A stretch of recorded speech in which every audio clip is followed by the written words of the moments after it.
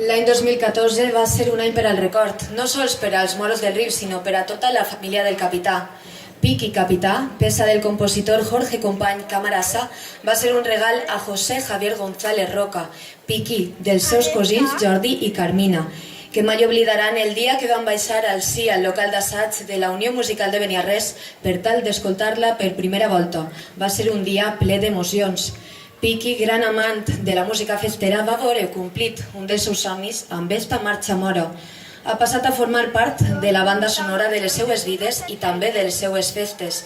En ella trobem un trosset de la peça Moros del Rif, del mestre Rafael Alcaraz, que tant representa per a tots ells.